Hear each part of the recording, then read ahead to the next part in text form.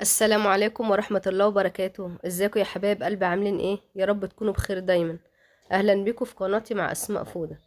يلا بقى قبل ما نبدأ الفيديو الحلو بتاع النهاردة كلنا نصلي على سيدنا محمد عليه افضل الصلاة والسلام. هنعمل النهاردة مع بعض صينية جلاش باللحمة المفرومة. حاجة كده جميلة جدا وحاجة كده من الاخر فعلا، وهتشرفك جدا جدا قدام ضيوفك. يعني ينفع برضو تعملها في البيت او تعملها في عزومات، هتشرفك بجد. يلا بقى، لو انت بتشوفيني لاول مره يا ريت تعملي لايك واشتراك في القناه وتفعلي زر الجرس على الكل عشان يوصلك كل جديد. يلا بقى يا حبيبه نشوف هنعملها ازاي.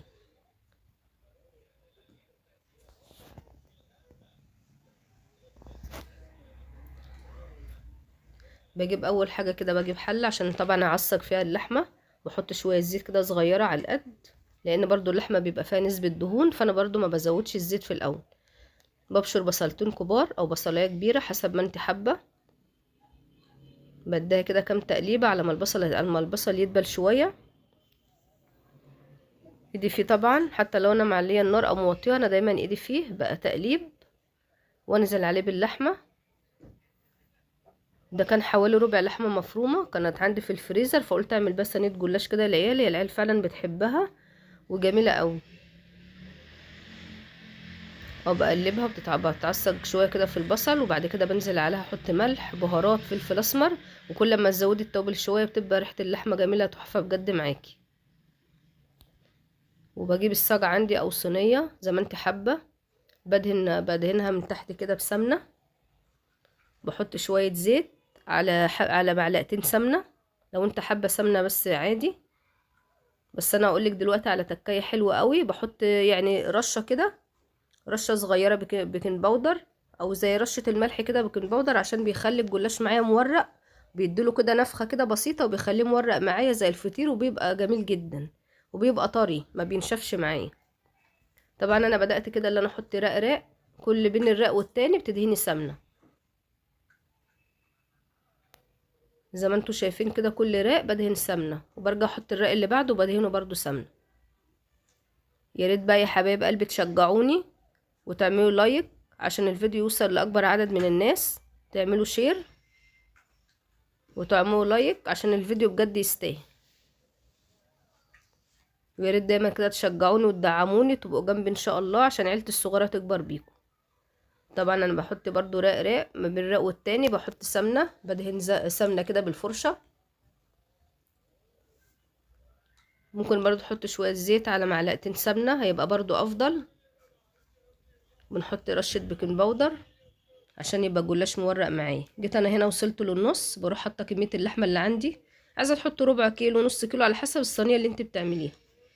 وببدأ ان انا احط بقية الرقات او بقية رقات الجلاش، برضو بين كل رق ورق بدهن برضو سمنة زي النص الاولاني اللي انا عملته بالظبط، نفس الخطوات. كل رق تحطيه تدهني كده ايه سمنة كده، وفي الاخر خالص بحط اخر رق فوق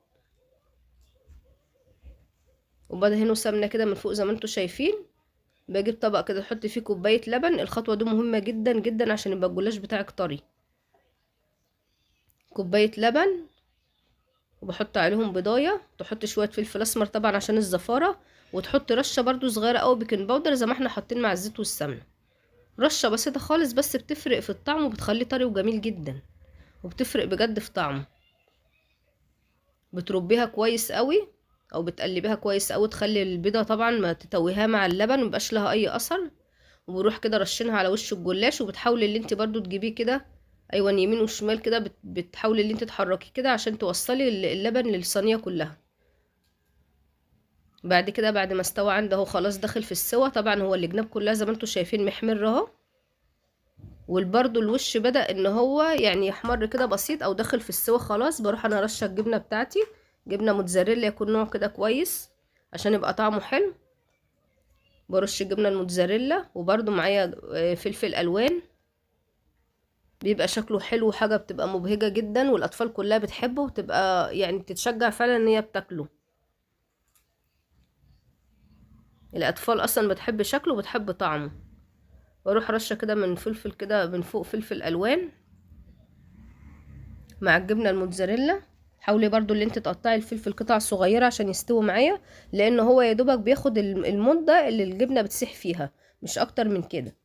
شايفين هو كده مستوي ازاي؟ لو انا كنت قطعته قطع كبيرة كان ممكن برضو ان هو يبقى ايه ني شوية.